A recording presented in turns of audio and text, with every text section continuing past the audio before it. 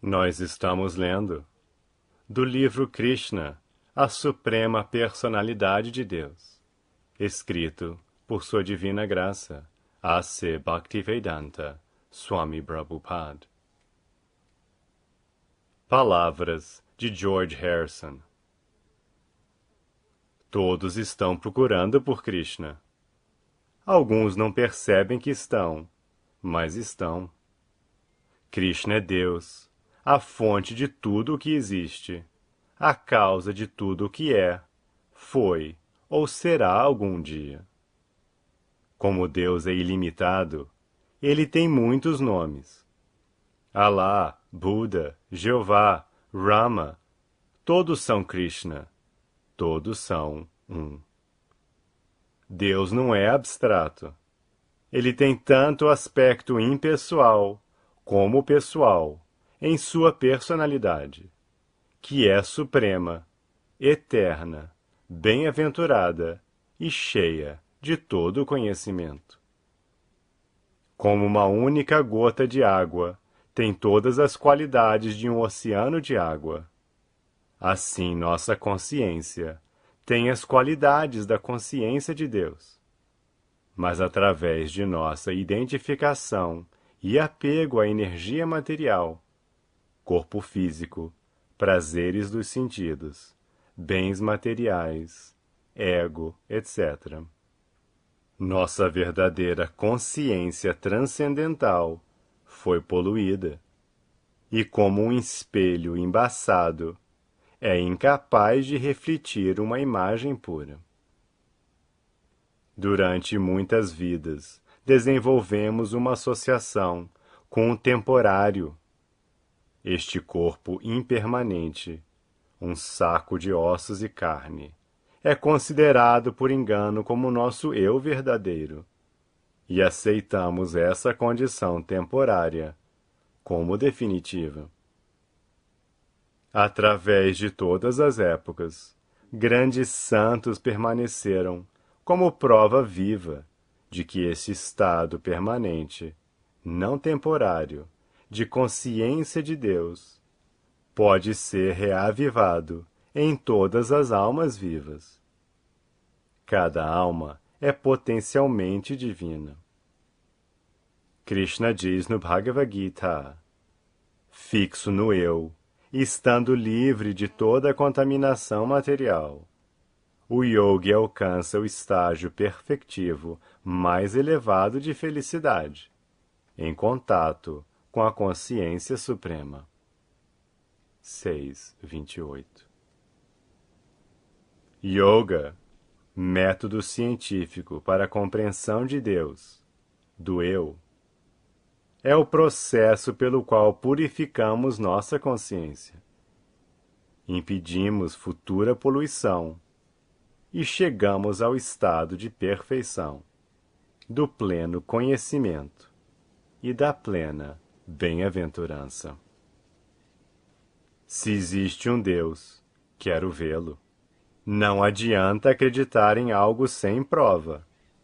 E a consciência de Krishna e a meditação são métodos por meio dos quais podemos realmente obter a percepção de Deus. Podemos realmente ver Deus, ouvi-lo e brincar com Ele. Pode parecer loucura, mas Ele está realmente ali. Está realmente com você. Há muitos caminhos de yoga. Raja, Jnana, Hatha, Kriya, Karma, Bhakti, todos louvados por seus respectivos mestres. Swami Bhaktivedanta é, como diz seu título, um Bhakti Yogi, que segue o caminho da devoção. Ao servir a Deus através de cada pensamento, palavra e ação, e ao cantar seus santos nomes, o devoto desenvolve rapidamente a consciência de Deus, cantando Hare Krishna, Krishna Krishna, Hare Hare Rama, Rama Rama, Hare Hare. chega-se inevitavelmente à consciência de Krishna. Prova-se o pudim, comendo-o. Peço que você tire proveito deste livro, Krishna, e o compreenda. Peço-lhe também que marque um encontro com seu Deus agora, através do processo de liberação do eu, a yoga, união, e dê uma chance à paz. All you need is love, Krishna. Haribol, George Harrison, 31/3/1970. Prefácio. Nivrita tarsher upagiyamanad, bhavo shadat chotramano bhiramat, kautama shloka gunanuvadhat, puman virajita vina pashugnat. Srimad Bhagavatam 10.1.4.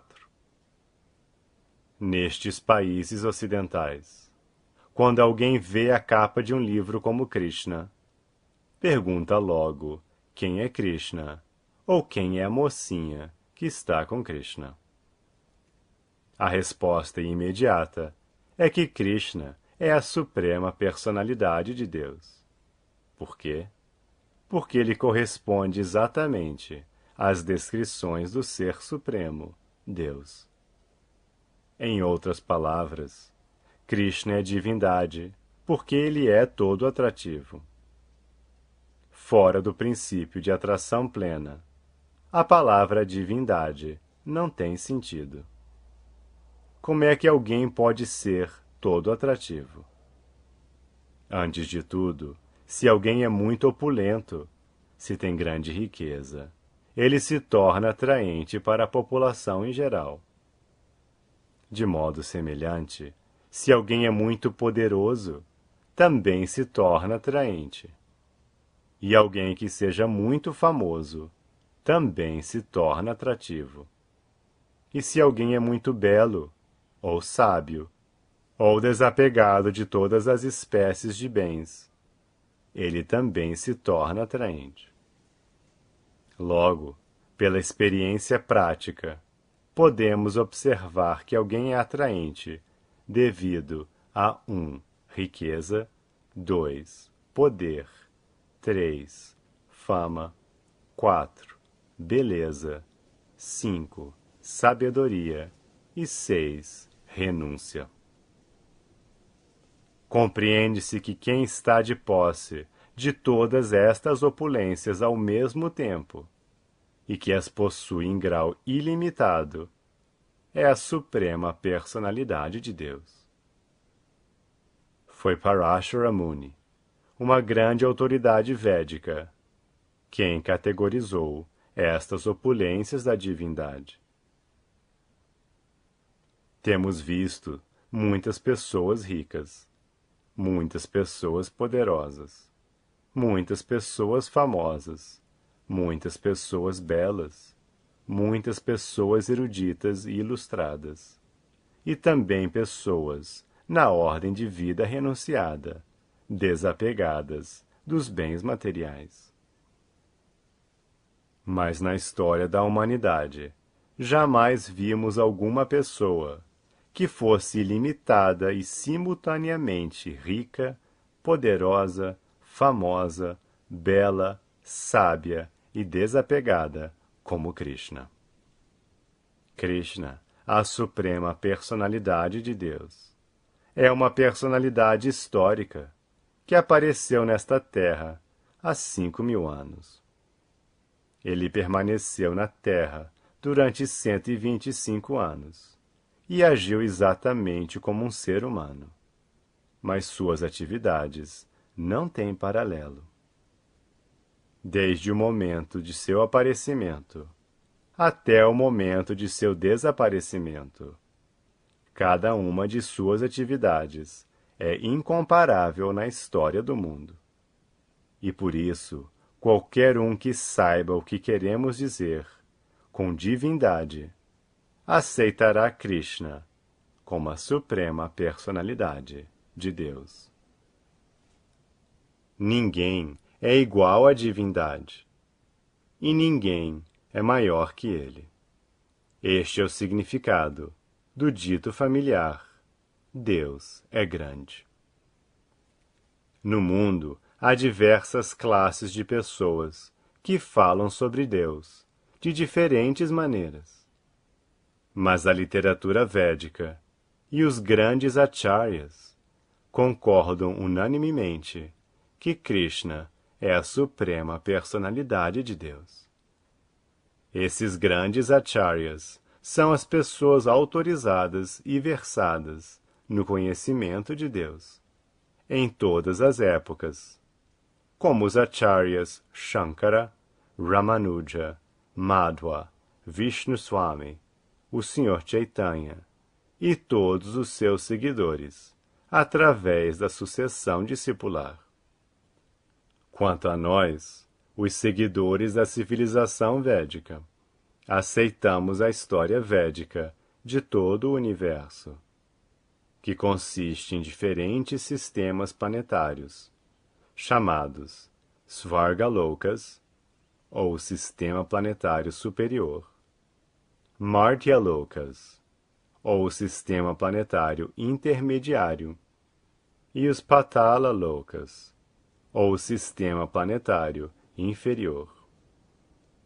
Os historiadores modernos desta Terra não podem fornecer evidências históricas de eventos ocorridos antes de 5.000 anos atrás. E os antropólogos dizem que há 40.000 anos o Homo sapiens ainda não havia aparecido neste planeta, porque a evolução não chegara a este ponto. Mas as histórias védicas, os Puranas e o Mahabharata relatam histórias humanas que se projetam a milhões e bilhões de anos no passado. Por exemplo, estes textos nos dão as histórias dos aparecimentos e desaparecimentos de Krishna há milhões e bilhões de anos. No 4º capítulo do Bhagavad Gita, Krishna conta a Arjuna que os dois já tinham tido muitos nascimentos anteriores e que ele, Krishna, podia lembrar-se de todos, mas que Arjuna não podia. Isto ilustra a diferença entre o conhecimento de Krishna e o de Arjuna. Arjuna pode ter sido um grande guerreiro, um erudito membro da dinastia Kuru, mas no final das contas ele era um ser humano comum, ao passo que Krishna, a suprema personalidade de Deus, é o possuidor de conhecimento ilimitado. Por possuir conhecimento ilimitado, Krishna tem uma memória sem fim. O conhecimento de Krishna é tão perfeito que ele se lembra de todos os incidentes de seus aparecimentos há alguns milhões e bilhões de anos no passado. Mas a memória e o conhecimento de Arjuna estão limitados por tempo e espaço, pois ele é um ser humano comum. No capítulo 4, Krishna diz que pode lembrar-se de quando instruiu as lições do Bhagavad Gita ao deus do sol, Vivasvan, alguns milhões de anos atrás. Atualmente, está na moda entre a classe de pessoas ateístas tentar tornar-se Deus, seguindo algum processo místico. Em geral, os ateístas alegam ser Deus por causa de sua imaginação ou de sua mestria em meditação. Krishna não é esta espécie de Deus. Ele não se torna Deus, manufaturando algum processo místico de meditação. Nem se torna Deus por se submeter à severa austeridade dos exercícios místicos de yoga. Para falar francamente, ele nunca se torna Deus, porque ele é a divindade em todas as circunstâncias. Enquanto seu pai e sua mãe estavam confinados na prisão de seu tio materno Kamsa, Krishna apareceu fora do corpo de sua mãe, como Vishnu Narayana, de 4 braços. Em seguida, ele se transformou num bebê e disse a seu pai que o levasse à casa de Nanda Maharaj e sua esposa, Yashoda. Quando Krishna era apenas um bebezinho, a gigantesca demônia Putana tentou matá-lo. Mas quando mamou no seio dela, ele arrancou-lhe a vida. Esta é a diferença entre a divindade verdadeira e um Deus produzido numa fábrica mística. Krishna não teve oportunidade de praticar o processo místico de yoga. Porém, ele se manifestou como a suprema personalidade de Deus em todas as fases da vida, da infância à meninice, da meninice à adolescência e da adolescência à idade adulta jovem. Neste livro, Krishna descrevem-se todas as suas atividades como ser humano. Embora Krishna represente o papel de ser humano, ele sempre mantém sua identidade como a suprema personalidade de Deus. Já que Krishna é todo atrativo, devemos saber que todos os nossos desejos devem focalizar-se em Krishna. No Bhagavad Gita é dito que a pessoa individual é o proprietário ou senhor do corpo. Mas Krishna, que é a super-alma presente no coração de todos, é o proprietário supremo e senhor supremo de cada um dos corpos individuais.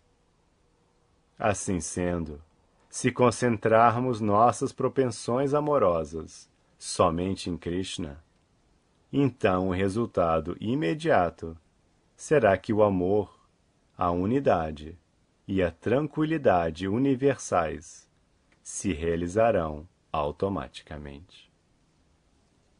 Quando se rega a raiz de uma árvore, regam-se automaticamente os galhos, ramos, folhas e flores.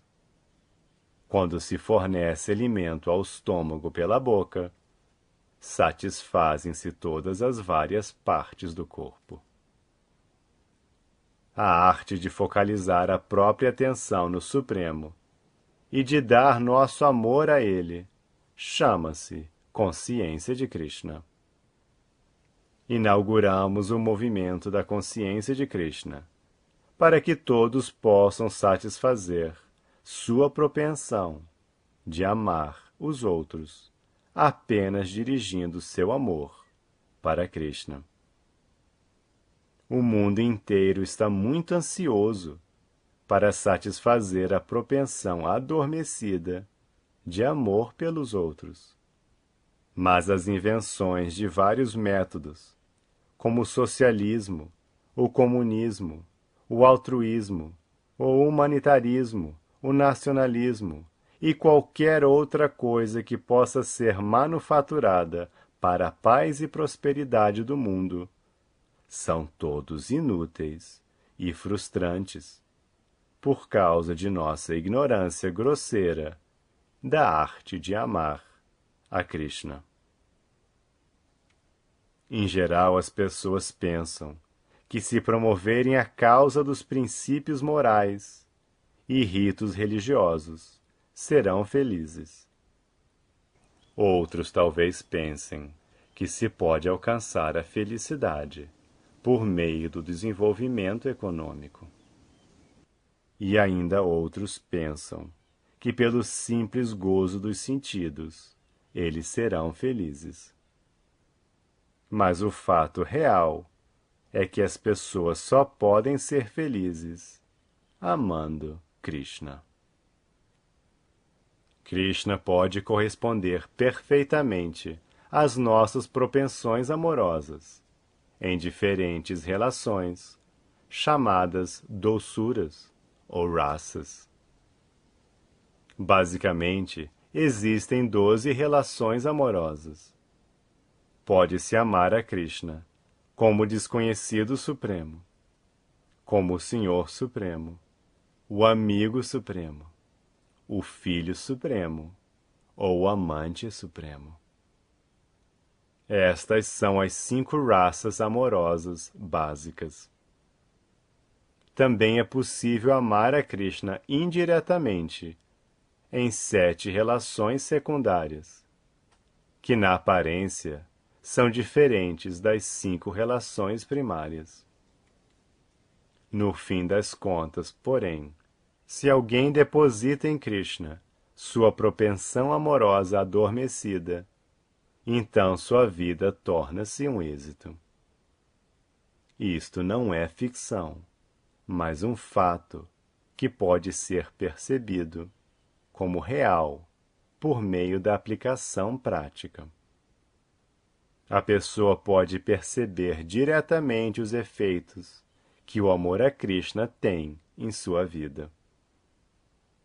O Bhagavad Gita, em seu capítulo 9, descreve esta ciência da consciência de Krishna como o rei de todo o conhecimento, o rei de todas as coisas confidenciais e a ciência suprema da realização transcendental. Ainda assim, podemos experimentar diretamente os resultados desta ciência da consciência de Krishna, porque ela é muito fácil de praticar e dá muito prazer. Qualquer porcentagem de consciência de Krishna que executemos ficará sendo uma vantagem eterna para a nossa vida, porque ela é imperecível em todas as circunstâncias. Agora ficou realmente provado que a geração jovem, confusa e frustrada de hoje em dia pode perceber diretamente os resultados de canalizar apenas para Krishna sua propensão amorosa. É dito que, embora execute severas austeridades, penitências e sacrifícios em sua vida, se a pessoa falha em despertar seu amor adormecido por Krishna, então todas as suas penitências devem ser consideradas inúteis. Por outro lado, se alguém desperta seu amor adormecido por Krishna, então qual a vantagem de executar austeridade e penitências desnecessariamente? O movimento da consciência de Krishna é uma dádiva única do Sr. Chaitanya para as almas caídas desta era. É um método muito simples, que foi realmente praticado nos últimos 4 anos nos países ocidentais. E não há dúvida de que este movimento pode satisfazer as adormecidas propensões amorosas da humanidade. Este livro, Krishna, é mais uma apresentação para ajudar o movimento da consciência de Krishna no mundo ocidental. Este texto transcendental é publicado com várias ilustrações. As pessoas gostam de ler muita ficção para passar o tempo e gastar sua energia. Agora, esta tendência pode ser dirigida para Krishna. O resultado será a imperecível satisfação da alma, tanto individual quanto coletivamente. No Bhagavad Gita, é dito que mesmo um pequeno esforço despendido no caminho da consciência de Krishna pode salvar a pessoa do maior perigo. Podemos citar centenas de milhares de exemplos de pessoas que escaparam dos maiores perigos devido a um pequeno avanço na consciência de Krishna. Portanto,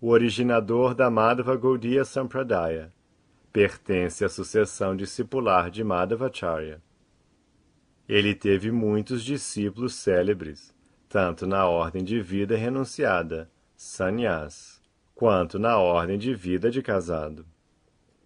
Discípulos tais como Nityananda Prabhu, Adwaita Prabhu e Ishvara Puri, que foi o mestre espiritual do Sr. Chaitanya Mahaprabhu. Oferecemos, portanto, nossas respeitosas reverências a Ishvara Puri, Nityananda Prabhu, Sri Adwaita Acharya Prabhu, Sri Vasa Pandita e Sri Gadadhara Pandita. Ofereçamos a seguir nossas respeitosas reverências a Swarupa Damodara, que foi secretário particular do Sr. Chaitanya Mahaprabhu, e ofereçamos nossas respeitosas reverências a Sri Vasudeva Datta e ao servo constante do Sr. Chaitanya, Sri Govinda, e ao amigo constante do Sr. Chaitanya, Mukunda, e também a Murari Gupta. E ofereçamos nossas respeitosas reverências aos 6 Goswamis de Vrindavana, Sri Rupa Goswami, Sri Sanatana Goswami, Sri Raghunatha Bhatta Goswami, Sri Gopala Bhatta Goswami, Sri Jiva Goswami e Sri Raghunatha Dasa Goswami. O próprio Krishna explicou no Bhagavad Gita que ele é a suprema personalidade de Deus. Sempre que há discrepância nos princípios reguladores da vida religiosa do homem e as atividades irreligiosas se destacam, ele aparece neste planeta terrestre.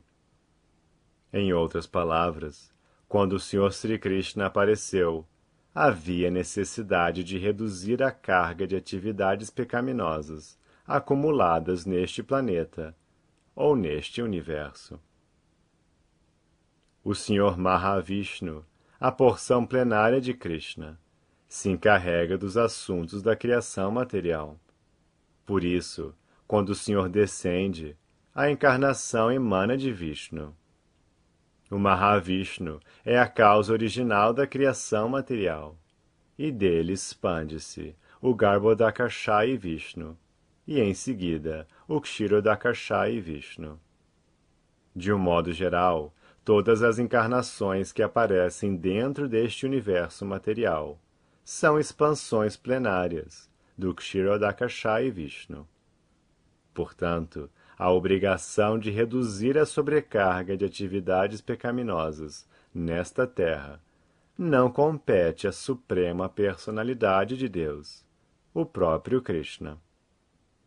Mas quando Krishna aparece, todas as expansões de Vishnu também juntam-se a ele.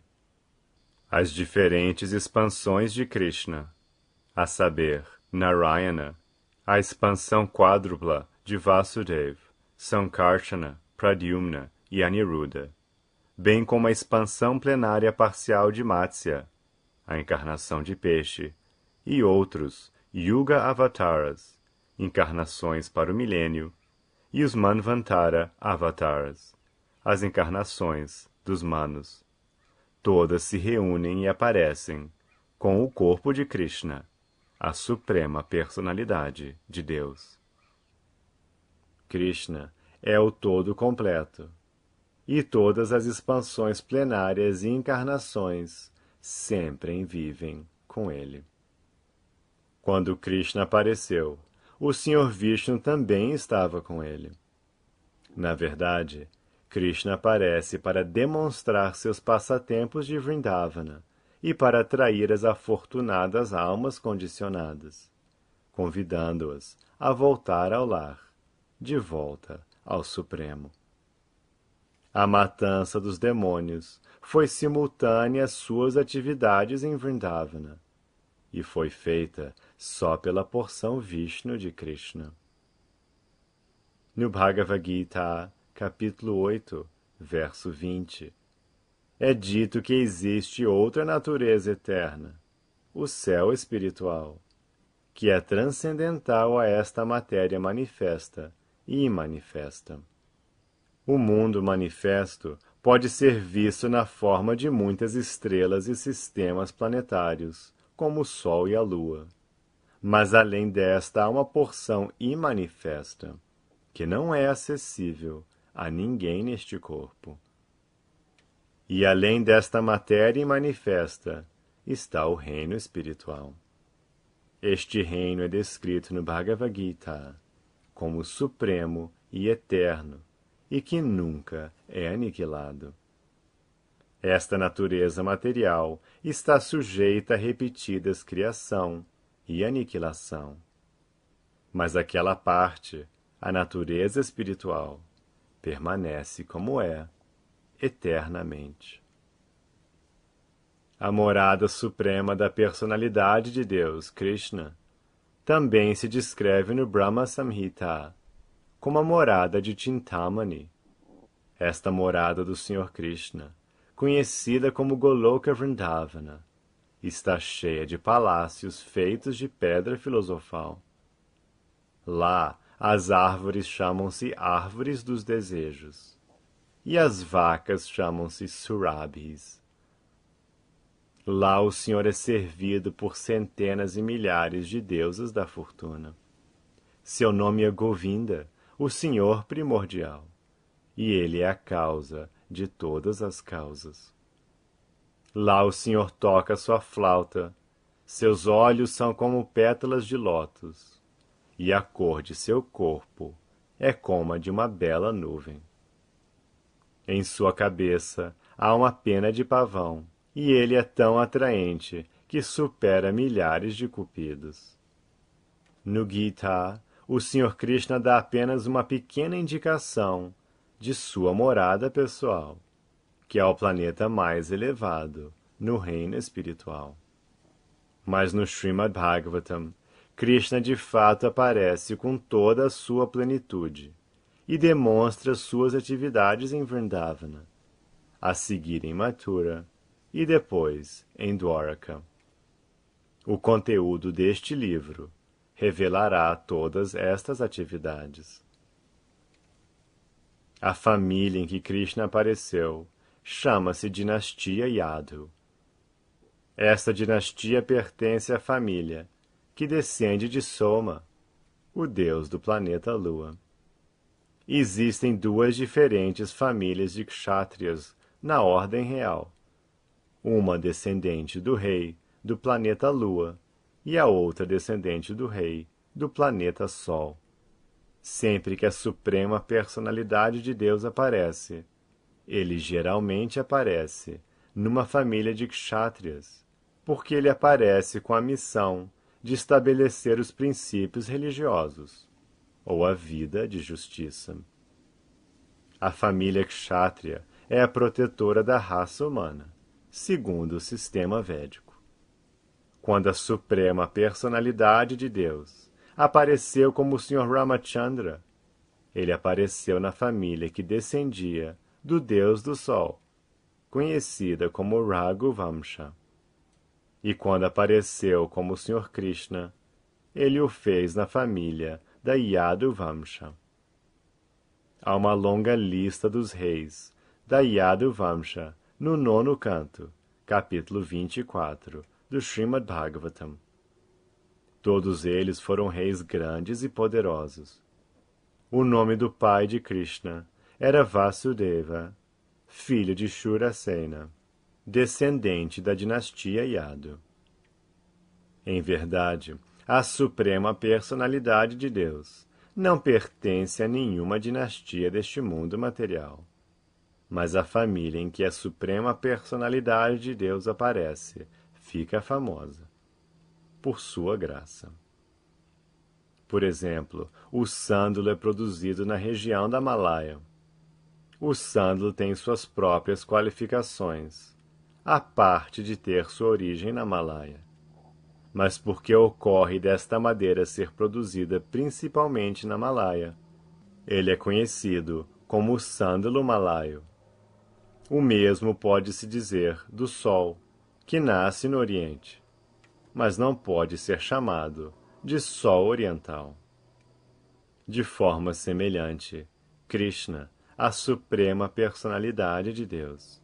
Pertence a todos, mas por sua própria escolha, aparece numa família em particular, e esta família torna-se famosa. Quando Krishna aparece, todas as suas expansões plenárias aparecem com ele. Krishna apareceu junto com Balarama, Baladeva, que é conhecido como seu irmão mais velho. Balarama é a origem de Sankarsana, da expansão quádrupla. Balarama é também uma expansão plenária de Krishna.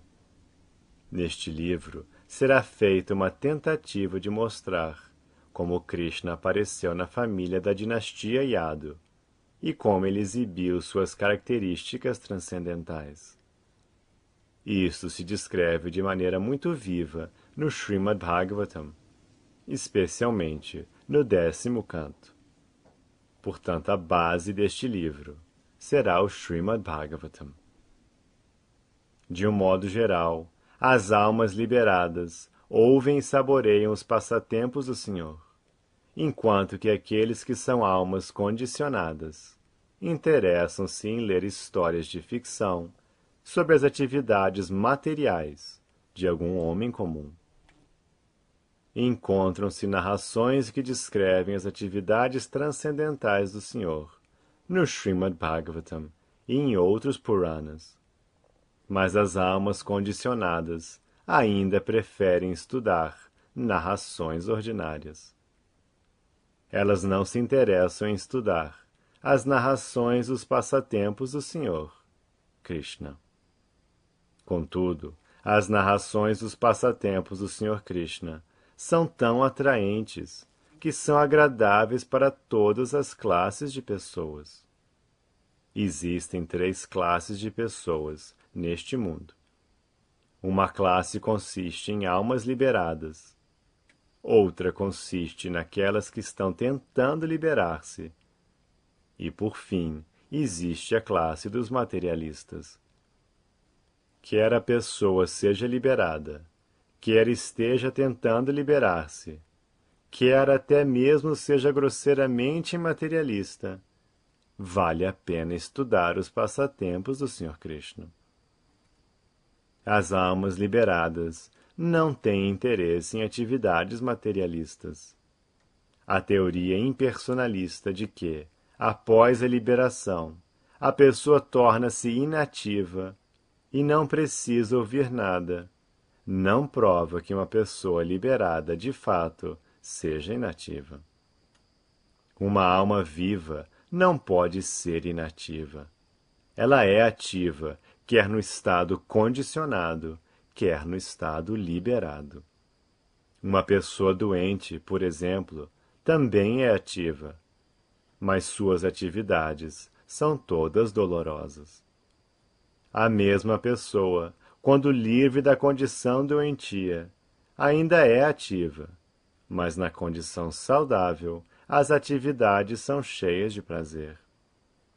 De forma semelhante, os impersonalistas conseguem livrar-se das atividades condicionadas doentias, mas não têm informação das atividades na condição saudável. Aqueles que de fato são liberados e estão em pleno conhecimento gostam de ouvir as atividades de Krishna. Tal ocupação é pura atividade espiritual. É essencial para quem é liberado ouvir sobre os passatempos de Krishna. Este é um assunto de prazer supremo para alguém que esteja no estado liberado. Também, se pessoas que estão tentando liberar-se ouvem narrações, tais como o Bhagavad Gita e o Srimad Bhagavatam, então o caminho de sua liberação torna-se muito claro. O Bhagavad Gita é o estudo preliminar do Srimad Bhagavatam. Pelo estudo do Gita, a pessoa fica plenamente consciente da posição do Sr. Krishna.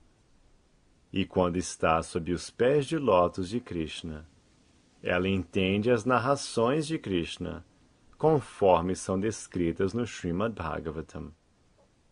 Portanto, o Sr. Chaitanya aconselhou seus seguidores, dizendo que a função deles é propagar Krishna Katha.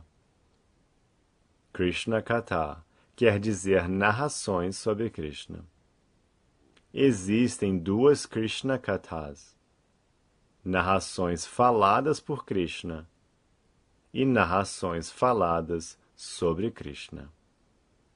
O Bhagavad Gita é a narração ou filosofia sobre a ciência de Deus, falada pelo próprio Krishna. O Srimad Bhagavatam é a narração sobre as atividades e passatempos transcendentais de Krishna. Ambos são Krishna Katha. É a ordem do Sr. Chaitanya que se difunda Krishna Katha em todo o mundo, porque se as almas condicionadas, que sofrem sob as dores da existência material, adotarem Krishna Katha, então o caminho de sua liberação estará aberto e claro. O propósito de apresentar este livro é primariamente induzir as pessoas a compreender Krishna ou Krishna Katha, porque por esse meio elas podem libertar-se do cativeiro material. Esta Krishna Katha também será muito agradável para as pessoas mais materialistas, porque os passatempos de Krishna com as gopis, vaqueirinhas, são exatamente como os casos de amor entre os jovens neste mundo material. De fato, o sentido do sexo encontrado na sociedade humana não é contra a natureza, porque este mesmo sentido do sexo existe na personalidade original de Deus. A potência de prazer chama-se Srimati Radharani. A atração das aventuras amorosas, baseadas no sentido do sexo, é o aspecto original da suprema personalidade de Deus. E nós, as almas condicionadas, sendo partes integrantes do Supremo, também temos tais sentimentos, mas eles são experimentados dentro de uma condição pervertida e diminuta. Portanto, quem procura a vida sexual neste mundo material, mas ouve sobre os passatempos de Krishna com as gopis, começa a saborear um prazer transcendental, mesmo que ainda pareça material. A vantagem é que aos poucos esses materialistas se elevarão à plataforma espiritual. É dito no Bhagavatam que se alguém ouve de maneira submissa as autoridades narrarem os passatempos do Sr. Krishna com as gopis, então essa pessoa será promovida à plataforma do transcendental serviço amoroso ao Senhor. E a doença material da luxúria dentro de seu coração será completamente dominada. Em outras palavras, tal pessoa anula sua vida sexual material. Krishna atrairá as almas liberadas e as pessoas que estão tentando liberar-se, bem como os materialistas grosseiros, condicionados. Conforme a declaração de Maharaj Parikshit, que ouviu sobre Krishna de Shukadev Goswami, Krishna Katha aplica-se igualmente a todo ser humano, em qualquer condição de vida que esteja. Todos apreciarão Krishna Katha no mais alto grau. Mas Maharaj Parikshit também advertiu que as pessoas que simplesmente se ocupam em matar animais e em matar a si mesmas, talvez não sintam muita atração por este Krishna Katha. Em outras palavras, quem se atrai são as pessoas comuns que estão seguindo os princípios morais reguladores das Escrituras, não importa em que condições se encontrem. Mas o mesmo não ocorre com quem está se matando. A palavra exata usada no Srimad Bhagavatam é Pashugna, que significa aquele que mata animais, ou que se mate a si próprio. As pessoas que não são autorrealizadas e que não estão interessadas na compreensão espiritual estão matando a si próprias e assim cometem suicídio. Já que esta forma de vida humana se destina especialmente à autorrealização, se a pessoa despreza esta parte importante de suas atividades, ela simplesmente perde seu tempo, como os animais. Então, é um Pashugna. O outro sentido da palavra refere-se àqueles que realmente estão matando animais. Isso se refere aos comedores de animais, até comedores de cães, pois todos estão ocupados em matar animais de muitas maneiras, tais como caçar e abrir matadouros. Tais pessoas não podem estar interessadas em Krishna Katha. O rei Parikshit estava especialmente interessado em ouvir Krishna Katha, porque sabia que seus antepassados, e especialmente seu avô, Arjuna, tinham sido vitoriosos na grande batalha de Kurukshetra, só por causa de Krishna. Podemos também considerar este mundo material como um campo de batalha de Kurukshetra. Todos estão lutando duro pela existência neste campo de batalha, e a cada passo há perigo. Segundo Maharaj Parikshit, o campo de batalha de Kurukshetra era como o vasto oceano cheio de animais perigosos. Seu avô Arjuna teve de lutar contra grandes heróis, como Bhishma, Drona, Karna e muitos outros que não eram guerreiros comuns. Tais guerreiros foram comparados ao peixe Timingila no oceano. O peixe Timingila pode engolir grandes baleias com facilidade. Os grandes combatentes no campo de batalha de Kurukshetra podiam engolir muitos Arjunas com muita facilidade, mas apenas por causa da misericórdia de Krishna, Arjuna conseguiu matar a todos. Assim como, sem esforço algum, pode-se passar por cima da pequena poça de água contida na pegada de um bezerro, Arjuna, pela graça de Krishna, foi capaz de passar facilmente pelo oceano da batalha de Kurukshetra. Maharaj Parikshit apreciava muito as atividades de Krishna, por muitas outras razões. Não apenas Krishna salvara seu avô, mas também a ele próprio. No final da batalha de Kurukshetra, todos os membros da dinastia Kuru, tanto os filhos e netos do lado de Dhritarashtra, quanto aqueles do lado dos Pandavas, morreram na luta. Exceto os 5 irmãos Pandavas, todos morreram no campo de batalha de Kurukshetra. Maharaj Parikshit, naquela ocasião, estava no ventre de sua mãe. Seu pai, Abhimanyu, o filho de Arjuna, também morreu no campo de batalha de Kurukshetra, e assim Maharaj Parikshit foi um filho póstumo.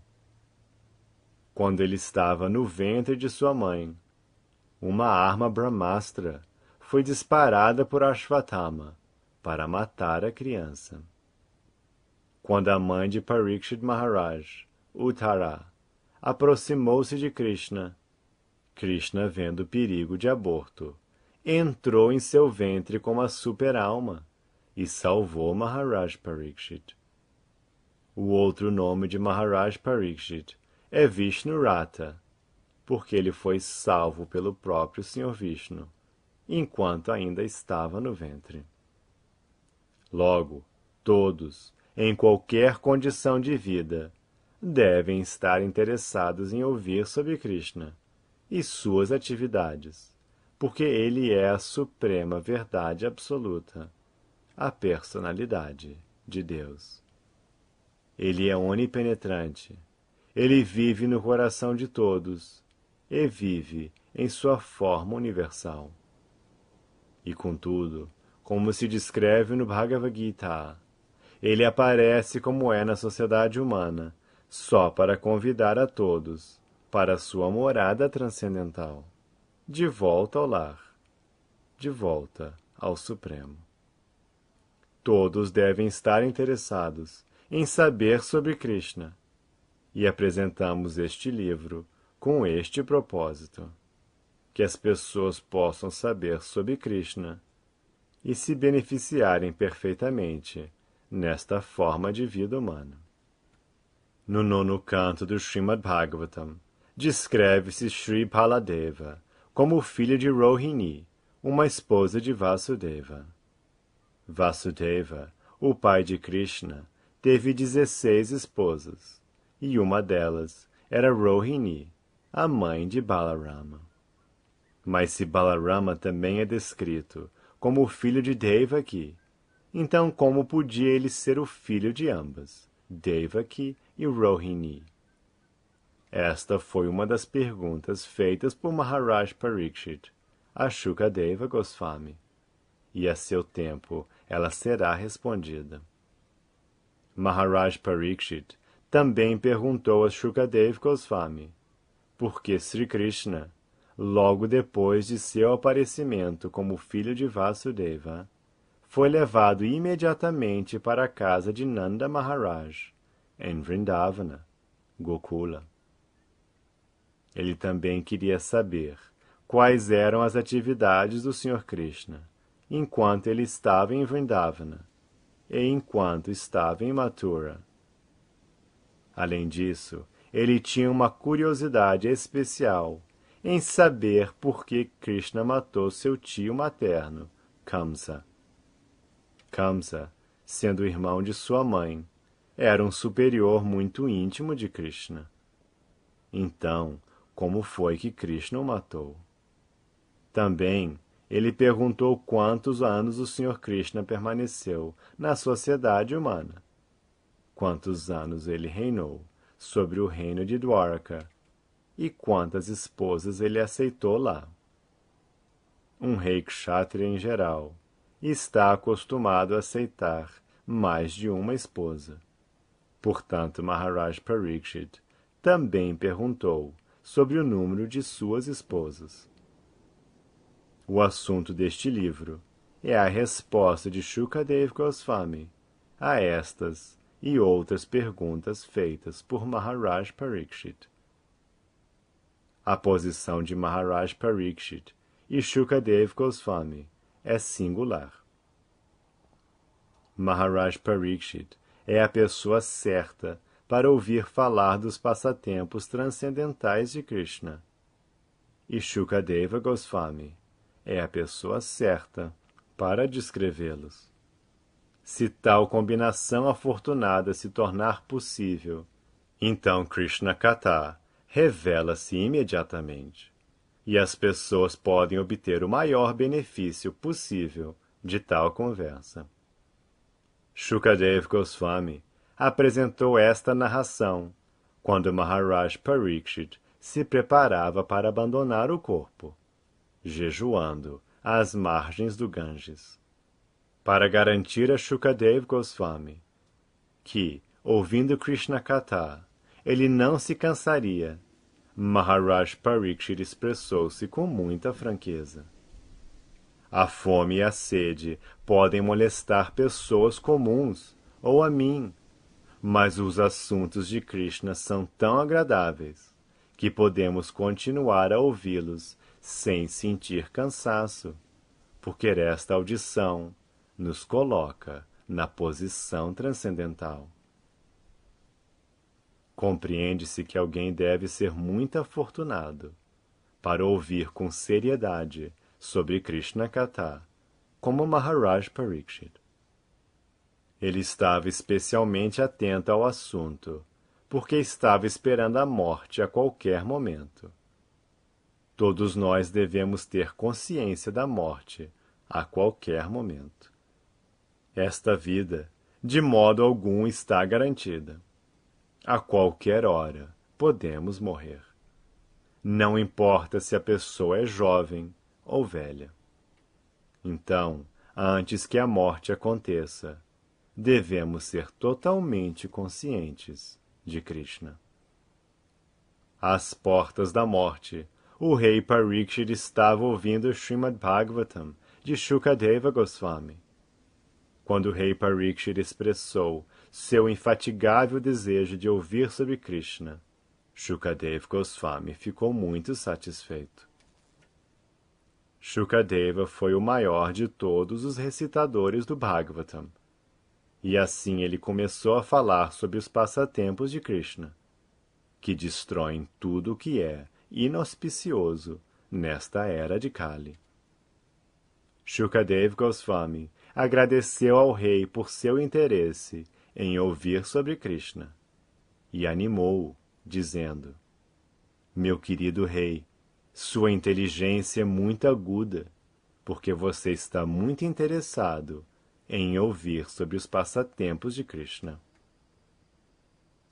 Ele informou a Maharaj Pariksit que ouvir e cantar os passatempos de Krishna é tão auspicioso que o processo purifica as 3 variedades de homens envolvidos: aquele que recita os tópicos transcendentais de Krishna, aquele que ouve tais tópicos e aquele que pergunta sobre eles.